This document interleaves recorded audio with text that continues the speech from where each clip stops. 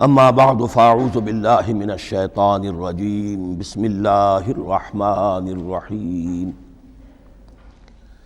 الحمد للہ رب العالمین الرحمن الرحیم مالک یوم الدین ایاک نعبد و ایاک نستعین اہدنا الصراط المستقیم صراط الذین انعمت علیہم غیر المغضوب علیہم ولا الضالین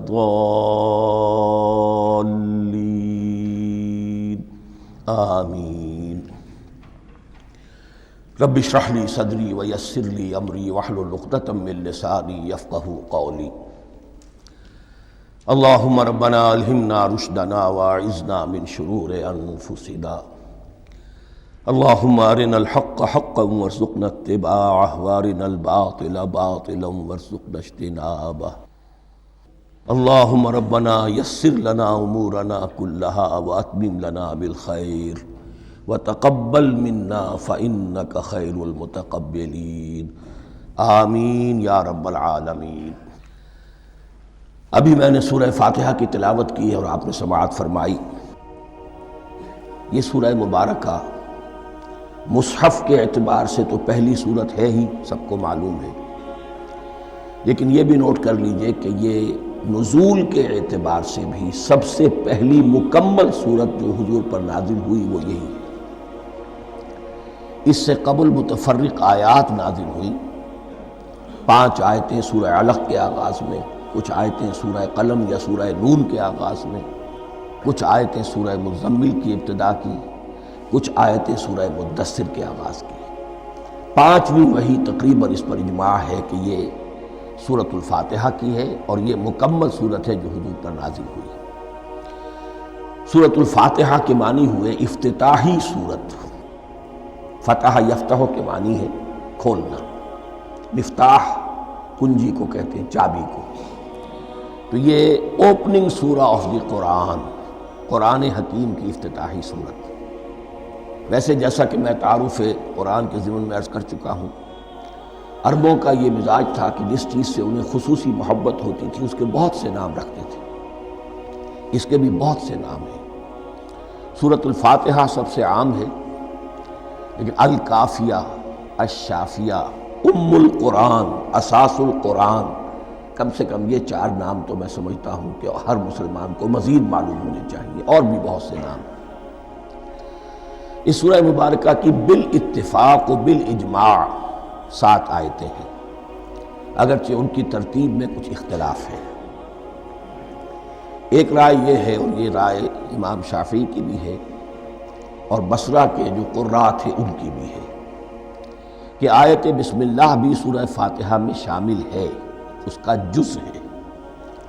وہ اس کو شامل کر کے پھر 7 آیتیں بناتے ہیں، تو آخری جنہیں ہم 2 آیتیں سمجھتے ہیں، صراط الذین انعمت علیہم غیر المغضوب علیہم ولا الضالین، وہ ان کے نزدیک ایک آیت ہے۔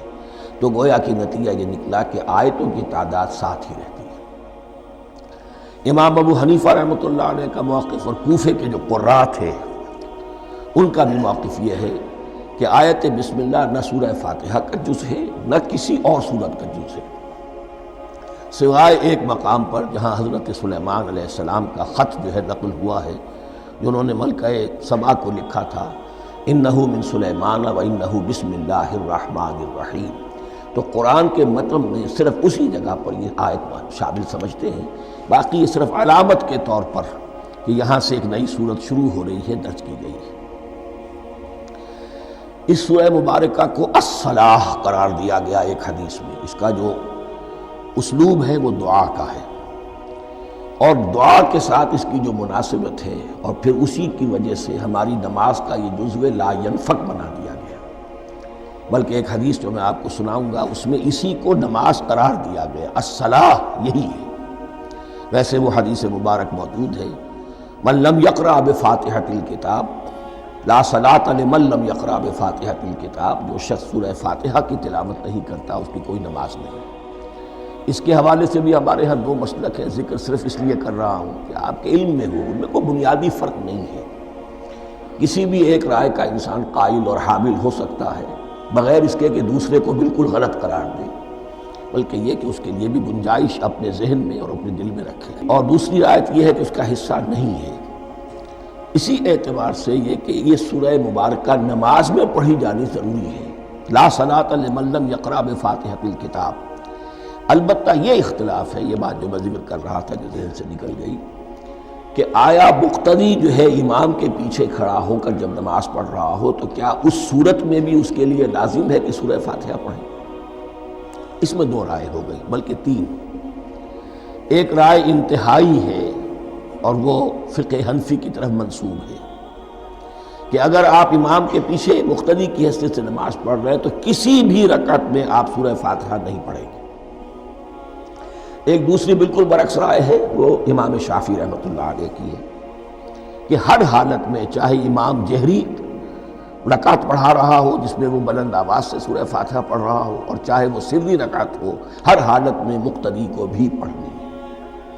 ایک تیسری رائے بین ہے، وہ امام مالک کی ہے رحمۃ اللہ علیہ، کہ جو سری رکعت ہے جس میں کہ امام بھی خاموشی سے پڑھ رہا ہے، مقتدیوں کو بھی پڑھنی چاہیے۔ جو جہری رکعت ہے جس میں کہ امام بلند آواز سے پڑھ رہا ہے، اس میں مقتدیوں کو خاموش رہ کر پوری توجہ جو ہے سننے پر صرف کر دینی چاہیے۔ اذا قرئ القرآن فاستمعوا له وانصتوا، جب قرآن پڑھا جا رہا ہو تو پوری توجہ اس کے پڑھنے پر مرکوز کر دو اور خود خاموش رہو۔ میرے اپنی رائے میں یہ تیسری رائے سب سے زیادہ صائب ہے، اور اس میں کسی طرح کی بھی کوئی پیچیدگی پیدا نہیں ہوتی۔ بہرحال اس سورہ مبارکہ کا جو اسلوب ہے میں نے عرض کیا دعائیہ ہے، البتہ قرآن مجید کے علم اور حکمت کے اعتبار سے، اس کے فلسفے کے اعتبار سے ایک بات سمجھ لینی چاہیے۔ قرآن کا فلسفہ یہ ہے کہ بنیادی ہدایت ہر انسان کے دل میں موجود ہے، بالقوہ، پوٹینشلی۔ یہ جو قرآن مجید یا اللہ کی کتابیں نازل ہوتی ہیں یہ انہیں ایکٹیویٹ کرتی ہیں، وہ اندر کی جو ڈورمنٹ کانشسنس ہے، خوابیدہ شعور جو ہے اسے بیدار کر کے، اور پھر یہ کہ اسے اجاگر کرتی ہے۔ ہر سلیم الفطرت انسان اور سلیم العقل انسان، دو سلامتی شرط ہیں۔ سلیم الفطرت، نیچر پرورٹڈ نہ ہو، فطرت مسخ نہ ہو گئی ہو، عقل سلیم ہو، ان دونوں چیزوں کا نتیجہ یہ نکلتا ہے کہ وہ انسان از خود، بغیر کسی وحی کی رہنمائی کے، بغیر کسی نبی کی تعلیم کے سے استفادہ کیے ہوئے از خود بھی کچھ حقائق تک پہنچ جاتا ہے۔ اور وہ حقائق کیا ہیں؟ نمبر ایک یہ کہ اس کائنات کا ایک خالق ہے اور وہ ایک ہے، اور وہ تمام صفات کمال سے متصف ہے۔ نمبر دو یہ کہ انسان کی زندگی صرف یہ زندگی نہیں ہے، بلکہ ایک اور زندگی ہے کہ جس میں اس زندگی کے اعمال کے نتائج برآمد ہوں گے۔ یہ دو باتیں، اس کی زیادہ وضاحت کے ساتھ جو ہے اس کا تذکرہ آئے گا سورہ لقمان میں، جہاں حضرت لقمان کی شخصیت کا تذکرہ ہے۔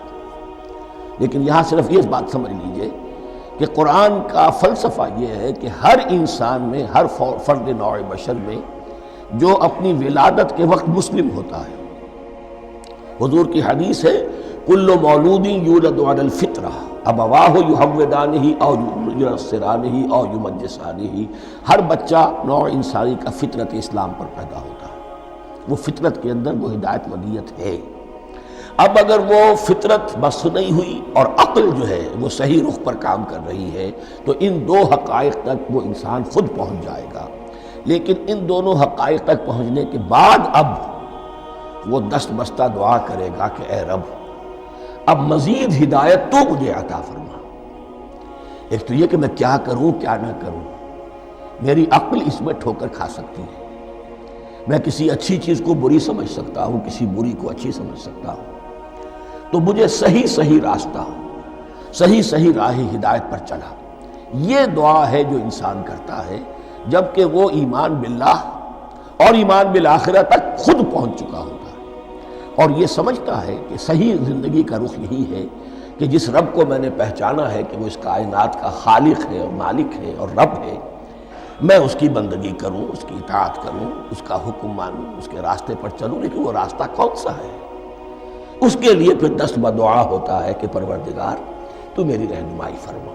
یہ مقام ہے کہ جہاں آپ سمجھ لیجئے اپنے آپ کو بھی آج اس جگہ پر تصور کرتے ہوئے پھر اس سورہ مبارکہ کو پڑھیے کہ آپ اس مقام پر اللہ کے فضل و کرم سے پہنچ چکے ہیں کہ اللہ کو آپ نے پہچان لیا اور اس کی توحید کو جان لیا، اس کی جملہ صفات کمال سے آپ واقف ہو گئے۔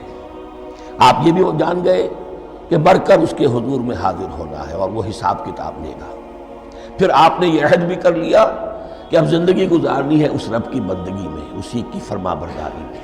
اب یہاں کھڑے ہو کر آپ پوچھتے ہیں کہ اللہ مجھے وہ تفصیلی ہدایت عطا فرما، ایسا نہ ہو کہ کبھی میں کسی راستے پر چلتا ہوا کسی پگڈنڈی پر مڑ جاؤں اور وہ تھوڑی سی جو ڈیوییشن ہو میرے راستے کی وہ میری عاقبت کو برباد کر دے۔ یک لحظہ غافل گشتم و صد سال راہم دور شد، اس لیے کہ ہوتا یہی ہے سیدھے راستے سے ذرا سی کوئی پگڈنڈی جو ہے تھوڑے سے اینگل پر نکلی ہے، لیکن جب چلتے جائیں گے آپ تو جتنا آگے بڑھیں گے اس پر، اس راہ صراط مستقیم سے آپ اتنے ہی زیادہ دور ہوتے چلے جائیں گے۔ یہ ہے قرآن مجید کی حکمت اور فلسفے کے اعتبار سے اس سورہ مبارکہ کا مقام۔ اب آئیے ہم بسم اللہ کرتے ہیں۔ بسم اللہ الرحمن الرحیم، شروع کرتا ہوں میں اللہ کے نام سے جو رحمان اور رحیم ہے۔ اس پر کچھ گفتگو ہو چکی ہے تعارف قرآن کے ضمن میں کہ رحمان اور رحیم دو نام ہیں کہ جو رحمت کے مادے سے نکلتے ہیں۔ رحمان میں اللہ تعالیٰ کی رحمت کا جوش ہے، جانی کیفیت، طوفانی کیفیت، اور رحیم میں اللہ تعالیٰ کی رحمت کا دوام اور تسلسل۔ یہ دونوں کیفیات اللہ کی رحمت میں بیک وقت موجود ہیں، جس کا ہم تصور نہیں کر سکتے۔ ہم سمندر کو دیکھتے ہیں، متلاطم سمندر ہے، اس میں ہیجان ہے، طوفان ہے۔ دریا کو دیکھتے ہیں کہ وہ سکون کے ساتھ چل رہا ہے، خاموشی سے چل رہا ہے، بہہ رہا ہے، بس تسلسل کے ساتھ بہہ رہا ہے۔ ہم ان دونوں کیفیات کو علیحدہ علیحدہ دیکھتے ہیں تو ہمارا ذہن ان دونوں کو بیک وقت اس کا تصور نہیں کر سکتا، تخیل ممکن نہیں۔ لیکن اللہ کی رحمت کی یہ دونوں شانیں مستقلاً ہر وقت موجود ہیں، بیک وقت، اسی لیے ان دونوں کے درمیان کہیں حرف عطف نہیں آئے گا۔ بسم اللہ الرحمن الرحیم، الحمدللہ رب العالمین۔ کل حمد، اور حمد کو ذہن میں رکھ لیجئے، حمد مساوی ہے تعریف جمع شکر۔ عام طور پر ترجموں میں ایک لفظ لایا جاتا ہے، کل تعریف اللہ کے لیے، یہ کافی نہیں ہے۔ تعریف آپ کسی شے کی کر سکتے ہیں جس میں کوئی حسن ہے، خوبی ہے، کسی بھی اعتبار سے، خواہ آپ کو اس کے حسن و خوبی سے کوئی فائدہ حاصل نہیں ہو رہا۔ ایک پھول ہے، بہت خوبصورت ہے، بس ٹھیک ہے، خوبصورت ہے، آپ نے کہا، تعریف کر دی۔ شکر کرتے ہیں آپ اس شے کا جس سے آپ کو کوئی فائدہ پہنچا ہو، استفادہ ہوا ہو، آپ کی کوئی ضرورت پوری ہوئی ہو، آپ کی کوئی مشکل رفع ہوئی ہو۔ اور آپ دیکھیں گے کہ حمد میں یہ شکر کا پہلو غالب ہے۔ جتنی بھی دعائیں ہیں حضور سے منقول، شکر کے مقام پر وہاں حمد آتا ہے۔ بھوک لگی ہوئی تھی، کھانا کھایا، الحمدللہ الذی اطعمنی وسقانی۔ اب یہاں دیکھیے ترجمہ تعریف نہیں، شکر ہے اس اللہ کا جس نے مجھے کھلایا اور پلایا۔ آپ بیت الخلاء سے باہر آئے، نجاستیں آپ سے دور ہو گئی، طبیعت میں انشراح ہوا، الحمدللہ الذی اذھب عنی الاذی وعافانی۔ وہ شکر ہے اس اللہ کا جس نے اذیت بخشی نے مجھ سے دور کر دی اور مجھے عافیت بخشی۔ تو یہ الحمدللہ رب العالمین، اللہ تعالیٰ کا حسن و کمال اور حسن و جمال اپنی جگہ بھی اس انتہا کا ہے کہ جتنی تعریف اس کا حق ہے ہم کر ہی نہیں سکتے، لیکن اس کے احسانات اور انعامات ہم پر اتنے ہیں کہ ہم ان کو بھی گن نہیں سکتے۔ لہٰذا ایک ہی احصاء ہم نے کر دیا الف لام کے ساتھ، الحمدللہ رب العالمین۔ تمام تعریفیں اور کل شکر اللہ کے لیے ہیں کہ جو تمام جہانوں کا پروردگار ہے، رب ہے، مالک ہے۔ رب میں ایک مفہوم ہوتا ہے ربوبیت کا، اور اس میں مفہوم شامل ہوتا ہے تربیت کا، ربیانی صغیرہ۔ تو مالک ہونا اور تربیت دینا، آپ جس شے کے مالک ہوں گے آپ چاہیں گے اس میں بڑھوتری ہو، اس میں اضافہ ہو، وہ نشو و نما پائے۔ تو یہ دونوں چیزیں آپس میں ایک دوسرے کا جڑی ہوئی ہیں، پروردگار بھی اور مالک بھی۔ عام طور پر عربی میں رب کا لفظ مالک کے لیے آتا ہے، رب البیت، رب الدار، رب المال، تو مالک وہاں پر ظاہر بات ہے کہ اس سے مراد کیا ہے؟ مال والا، گھر کا مالک۔ تو کل شکر اور کل تعریف اس اللہ کے لیے ہے جو تمام جہانوں کا مالک بھی ہے اور پروردگار بھی ہے۔ الرحمن الرحیم، رحمان ہے اور رحیم ہے۔ اب دوبارہ اس کی میں وضاحت نہیں کروں گا۔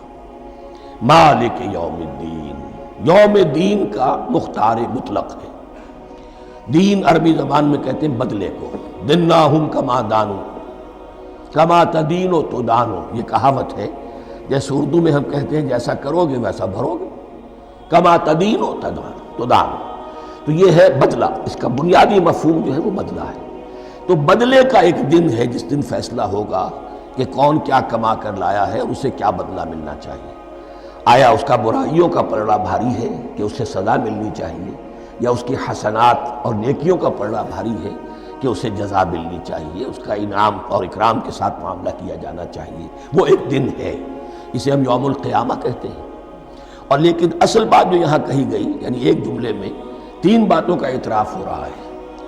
بعث بعد الموت، ایک دن آئے گا کہ ہم مرنے کے بعد تمام انسان اٹھا لیے جائیں گے، پھر حساب و کتاب، پھر اللہ کے ہاں حاضری ہوگی اور حساب کتاب ہوگا۔ اور تیسرے یہ کہ اس حساب کتاب کے دن کا مختار مطلق اللہ ہے، یعنی کسی اور کو اپنے ذہن میں سہارا بنا کر آپ زندگی گزاریں کہ وہ مجھے چھڑا لے گا، یا وہ ہستی جو ہے اتنی زوردار ہے کہ وہ مجھے بچا لے گی، اس سے اپنے دل کو، اپنے ذہن کو بالکل پاک کر لیجئے۔ مالک یوم الدین، ایک دوسری جگہ پر قرآن میں آیا ہے، اس روز کوئی پکارنے والا پکارے گا لمن الملک اليوم للہ الواحد القہار، آج کے دن کس کا اختیار مطلق ہے؟ اور پھر کہا جائے گا اللہ کے لیے، الواحد قہار، جو پوری طرح چھایا ہوا ہے، مستولی ہے۔ تو مالک یوم الدین، جو جزا و سزا کے دن کا مالک ہے۔ اب یہاں سے کلام ایک رخ بدل رہا ہے۔ ابھی تک تو یہ غائبانہ انداز میں کلام ہو رہا ہے، اللہ سے خطاب نہیں آیا اس میں ابھی۔ الحمدللہ رب العالمین الرحمن الرحیم مالک یوم الدین، اب خطاب ہے ایاک نعبد و ایاک نستعین، ہم صرف تیری ہی بندگی کرتے ہیں اور کریں گے، اور ہم صرف تجھ ہی سے مدد مانگتے ہیں اور مانگیں گے۔ یہ ترجمہ میں کیوں کر رہا ہوں کہ یہ فعل مضارع ہے۔ عربی زبان میں فعل مضارع حال اور مستقبل دونوں کو کور کرتا ہے۔ ایاک کا جو ہے مفعول فاعلی جو ہے، مفعول جو ہے اس میں ضمیر مفعولی، اسے پہلے لا کر حشر کا مضمون پیدا ہو گیا۔ ہم تیری بندگی کرتے ہیں نہیں، ہم تیری ہی بندگی کرتے ہیں اور کریں گے۔ حال میں ترجمہ کیجئے تو یہ اظہار حال ہے، اور مستقبل میں ترجمہ کیجئے تو یہ ایک عہد ہے، قول و قرار ہے، بہت بڑا معاہدہ ہے۔ وَإِيَّاكَ نَسْتَعِينُ، اور صرف تجھ ہی سے مدد مانگتے ہیں اور مانگیں گے۔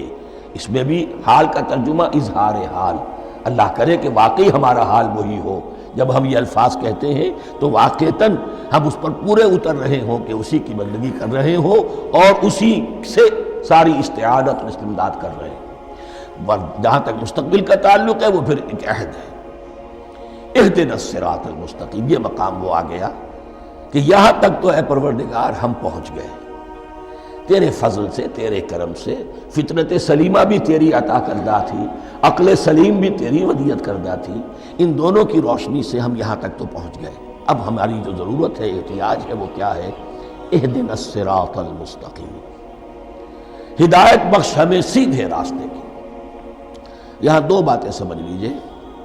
انفرادی سطح پر انسان کے لیے نہ معلوم کتنے مرحلے آتے ہیں ہر روز کہ جس میں وہ ایک چھٹک کر کھڑا ہو جاتا ہے، یہ کروں یا یہ کروں۔ 2 آلٹرنیٹو سامنے آ رہے ہیں، فیصلہ کرنا مشکل ہو رہا ہے، قدم قدم پر ہدایت کی ضرورت ہے۔ اور اجتماعی طور پر نوع انسانی 3 بڑے بڑے تمدنی مسائل میں واقعہ یہ ہے کہ تسلیم کر لیا جانا چاہیے کہ عقل انسانی اس کو راستہ نہیں دکھا سکتی۔ عام معاشرتی سطح پر مرد اور عورت کے درمیان حقوق اور اختیارات کا کیا توازن ہو، ناممکن ہے، انسان طے نہیں کر سکتا۔ انسان یا مرد ہے یا عورت ہے۔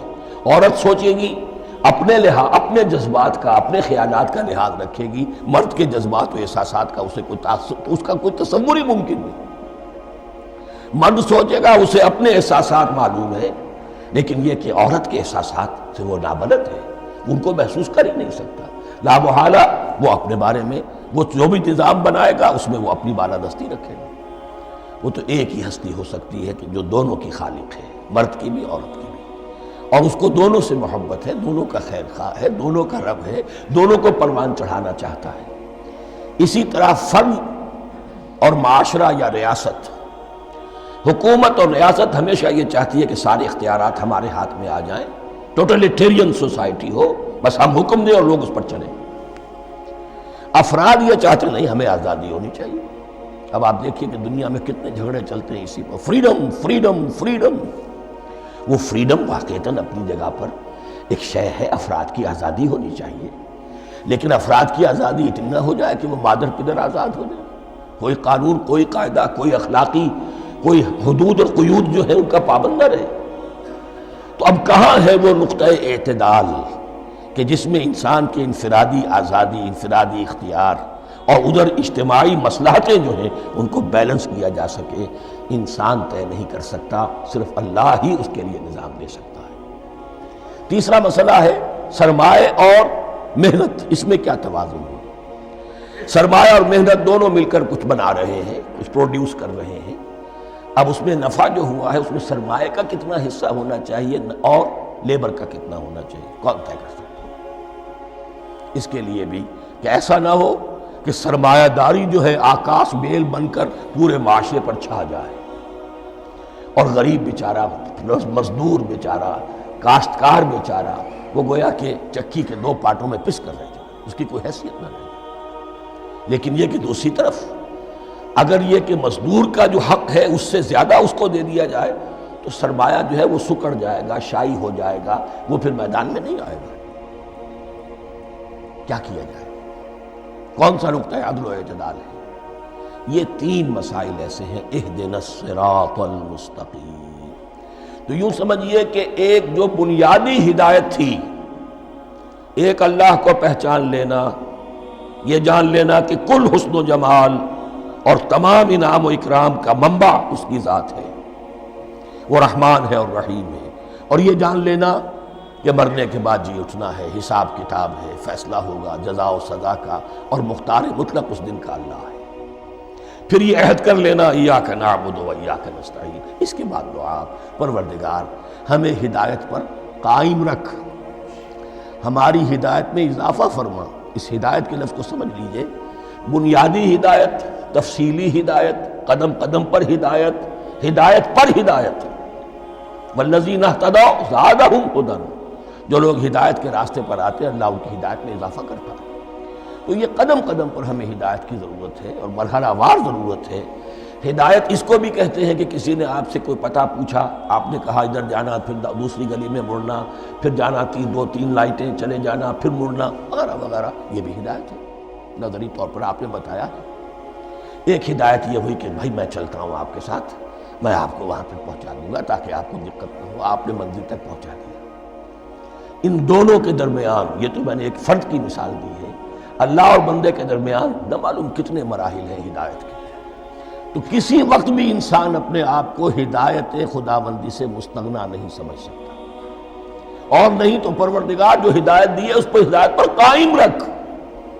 کیا پتہ شیطان کا کوئی حملہ، کیا پتہ ہمارے نفس کی کوئی شرارت کسی ایسے رخ پر ہمیں ڈال دے کہ اب تک کی ساری کمائی بھی ضائع ہو جائے۔ لہذا یہ نہ سمجھیے کہ جب یہ ساری چیزیں ان کو معلوم تھی، ان چیزوں کا تو اقرار کر رہے تو اب ہدایت کون سی مانگ رہے ہیں؟ تو ہدایت کا تو بڑا میدان کھلا ہوا ہے، اور اس ہدایت کی وہ جو میں نے آخری شکل آپ کو بتائی ہے کہ منزل مقصود تک پہنچا دے، یہ ہدایت بھی قرآن مجید میں اس معنی میں بھی لفظ آیا ہے کہ اہل جنت جب جنت میں داخل ہوں گے تو جو ترانہ حمد ان کی زبان پر اس وقت ہوگا وہ کیا ہے؟ الحمدللہ الذی ہدانا لہذا وما کنا لنہتدی لولا ان ہدانا اللہ۔ کل شکر اس اللہ کا جس نے ہمیں یہاں تک پہنچا دیا، ہدایت دی، یہاں تک پہنچا دیا، اور ہم ہرگز نہ پہنچ پاتے، ہم ہرگز ہدایت یافتہ نہ ہو سکتے اگر اللہ ہی ہمیں ہدایت نہ دیتا۔ اہدنا الصراط المستقیم، سیدھا راستہ، صراط الذین انعمت علیہم، اب اس کی مزید وضاحت ہے، راستہ اس کا ان لوگوں کا جن پر تیرا انعام ہوا۔ یہ کون لوگ ہیں؟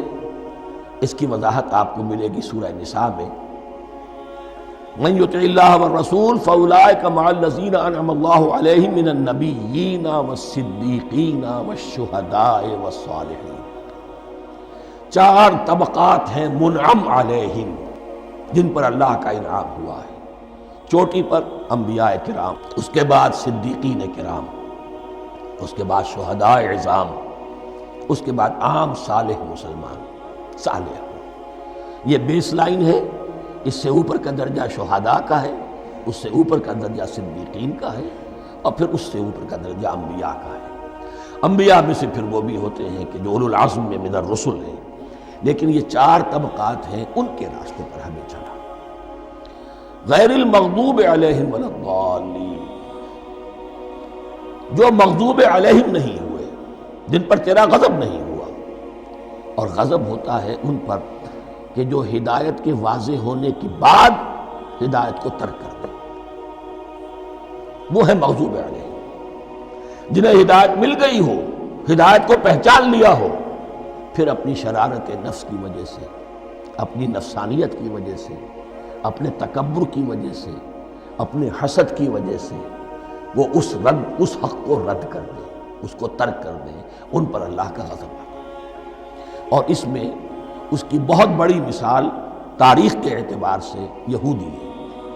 اللہ نے انہیں ہدایت دی، کتابیں عطا کی، تورات، انجیل، زبور، سینکڑوں نبی ان میں مبعوث کیے، 1400 برس تک نبوت کا تار ٹوٹا ہی نہیں، مسلسل۔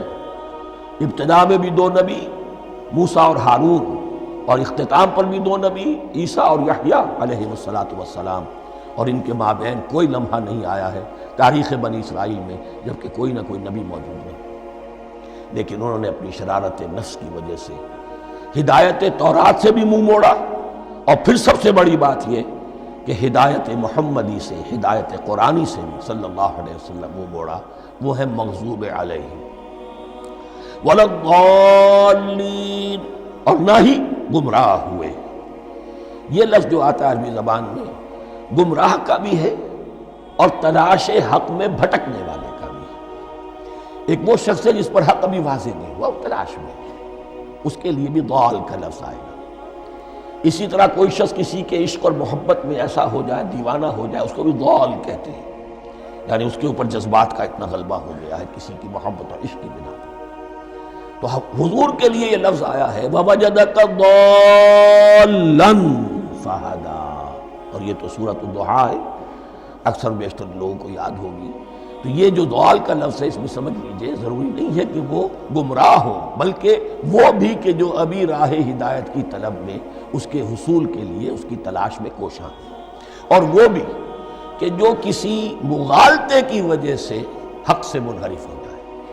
یہ بھی جان لیجئے کہ ایک ہے بدنیتی، تکبر، حسد، حق کو جان کر پہچان کر رد کر دینا یا چھوڑ دینا یا ترک کر دینا، ایک ہے کسی غلطی میں، کسی جذبات کے اندر آ کر، کسی غلو کے اندر مبتلا ہو کر اور حق سے منحرف ہو جانا۔